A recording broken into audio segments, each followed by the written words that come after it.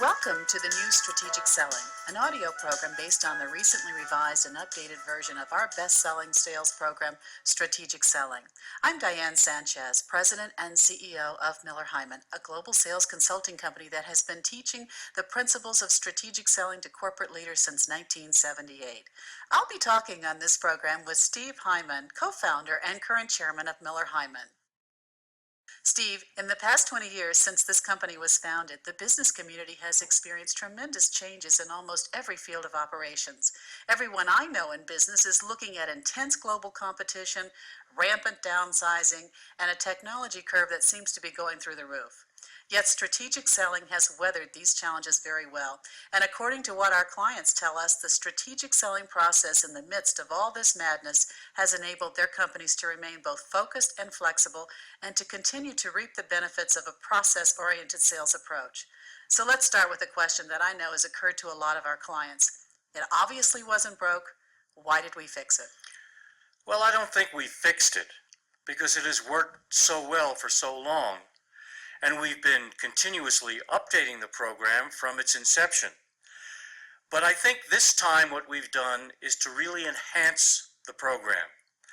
And this kind of ties in with our basic premise, which is that whatever it was that got you where you are today is not sufficient to keep you there. It sounds like the need for constant reassessment that you're talking about is a way of minimizing some unpredictability and maximizing clarity, especially when you're confronting a complex situation. In fact, we often talk about strategic selling as being tailor-made for what we call the complex sale. Maybe we should begin then by defining what we mean by complex. Complex selling has never had anything to do with the nature of the product or the service that you're selling.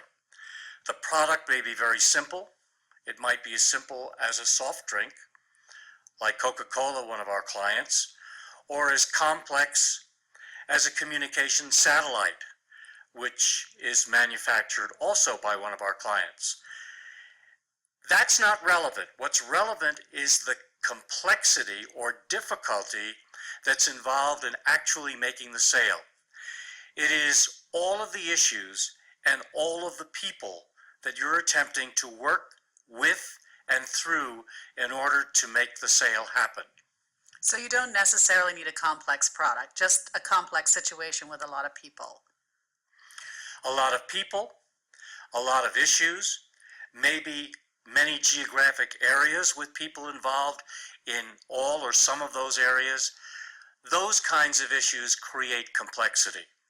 As long as we're talking about basic definitions, I think it would be a good idea to talk a little bit about the word strategic. I know I hear this word all the time, everything from strategic golf to strategic something else. So I think it would be a good idea for us to talk about what we mean by strategic and strategic selling. We've tried to keep it as simple as possible. We really have used the military definition because it's the cleanest for us, but in its most simple form, tactics is what you do on the battlefield. Tactics, therefore, is what you do face-to-face in an actual selling situation. It's the things that you say and the way in which you say them and how you respond to the customer and what it is that you do to move the particular face-to-face situation forward in the direction that you want to go. Strategy, on the other hand, is all of the thinking and the planning that takes place in order to position you effectively for, if you take the military definition, the battle to come, and if you move it into the sales arena, it's the thinking and the planning that is required to make sure that you are appropriately positioned with all of the key people who will be factors in the sale that you're attempting to make. So what do you think is the real key difference between strategy and tactics? I think the key difference is the emphasis that's placed on one versus the other. Both are important. Both are critical to success in a sale. You can do all the planning that you want to do, and if you don't execute effectively in the face-to-face situation, you're going to fail. And on the other hand, if you are executing brilliantly with someone who doesn't have the capability of buying anything, you're going to fail. So you need to think through and to plan both your strategy and your tactics. I know we think that tactics are important. In fact, we have a process called conceptual selling, which guides a salesperson to plan a key sales call. So how would that fit with strategy? You're planning a sales call on the one hand using our process conceptual selling, and then what we focus on in strategic selling, is this correct, is planning a sale itself. Planning is critical to both the tactical part of selling, what we call conceptual selling, and obviously it's critical to strategic selling, the planning of the entire sale itself, and particularly the positioning. So planning is something that you need to do, and you need to think about, and you need to do extremely well, simply because you can't afford not to. That sounds very logical. The thing that actually surprises me more than anything else is that people will go into a sales situation with a big, key, complex sale and not do any planning, or that the planning that they do is almost superficial. And even more surprising is that they would go into a key sales call with their boss and their boss's boss on a very high executive without doing any planning. So as we move ourselves back towards strategic selling, maybe we should be just a little more specific about how strategy applies to an individual sales situation. In strategic selling, we distinguish between large-scale strategies like business or marketing strategies and strategies for what we call a single sales objective. Let's give our listeners the Miller-Heiman definition of a single sales objective. A single sales objective is specifically what it is you are trying to accomplish in this sale. It's defined in terms of the product or service that you expect to deliver, how much of it, what the dollar costs are, or whatever currency is involved, and specifically the end date of the sale, the point at which it will be closed and implementation will begin. You're saying that it's important to establish a different customized strategy for each individual piece of business. Why is this so important? If I'm selling exactly the same product to the same customer on 2 different days, why can't I use the same strategy for each sale? Well, I suppose you can, if you're willing to take significant risk that nothing visible to you has changed, or nothing invisible to you has changed, that the people are the same people, that the dollar situation or economics of the company is the same, that the issues that they're facing are exactly the same today as they were the last time you made that sale, that there aren't new people involved that you don't know about. Those are just some of the examples of the kinds of things that can impact the sale, particularly if you elect to assume that this one's going to be exactly the same as the last one. I actually have a very good example of that. Last week we made a sales call in Atlanta on a very large client of Miller-Heiman, and in the room were lots of different buying influences for lots of different divisions, and we all had focused in on this one particular buying influence who was having some difficulties with some of the things that we said. And the next day that buying influence's job radically changed, and he no longer really had any impact on the Miller-Heiman processes at all. It was amazing to me how in such a short time frame so much effort had been concentrated toward an individual, and the next day that person's impact was almost irrelevant to our sale.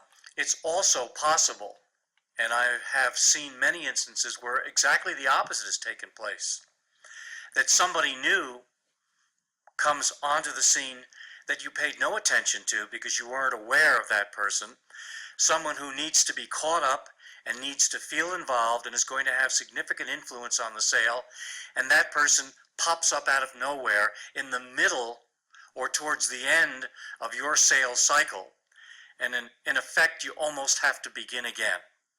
We've been talking about the term buying influences, which is a term in the original strategic selling that's almost become a generic phrase now. Almost everyone understands what buying influences are. But I'd like to hear from you how you chose the words buying influence as opposed to buyer. I remember when I was taking sales training programs early on, I had to worry about the buyer this or the buyer that or what have you. How did you get to buying influence? Well, back in those early days, it was not only the buyer this and the buyer that, it was also the decision maker this and the decision maker that. And those terms were confusing. They were very confusing. For example, by buyer, did you mean someone with the title buyer? Did you mean someone who is a purchasing agent and therefore is a buyer because they're a purchasing agent? When you mentioned decision maker, did you mean someone that told you that they were going to make the decision? Someone who actually had the authority to make the decision? Someone who was going to give input to the decision, but not necessarily the authority to make the buying purchase? All of those kinds of things were confusing, and what we tried to do is to take the confusion out by defining the various people involved in the sale as specific buying influences. So you mean they would have a specific influence over a particular part of the decision-making process? And in fact, we've defined that as roles in the sale, much as you look at a play and actors each having clearly defined roles. And by looking at each buying influence's role in the sale, you begin to understand what's required of you to effectively impact the sale as a whole. Sometimes, though, our clients tend to use the word buyer. They'll say economic buyer or technical buyer, and I think that it would be good for the listeners to remember that this is just a form of shorthand. It means we really are talking about buying influence, and we're talking about the role that that buyer plays, not just a title of a person. Yes, and it doesn't matter very much whether you call that role of the economic buying influence economic buyer or economic buying influence. What's important is that you clearly understand the definition and make sure that the person that you are approaching and developing some actions for is the economic buying influence per that definition. I think just for the sake of our listeners, we'll take a second and talk about all four buying influence roles. There's the economic buying influence, the technical buying influence, the user buying influence, and the coach. After all these years, did you not find any more buying influences? I know the new strategic selling is the same as the old strategic selling in terms of definitions. I've often asked our clients if they can come up with other buying influence roles.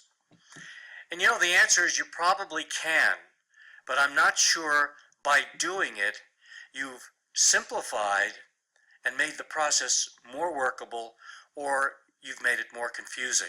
In fact, the definitions of each of those buying influences covers the gamut and helps you to accomplish the purpose of buying influence roles being defined, and that is to make sure that you identify each person involved in the buying decision in any way, shape, or form, and that you develop some tactics or some actions to enable you to get yourself positioned with each of those people and to make sure that you understand where each one is coming from so that your sale to that individual is directed to that individual's issues.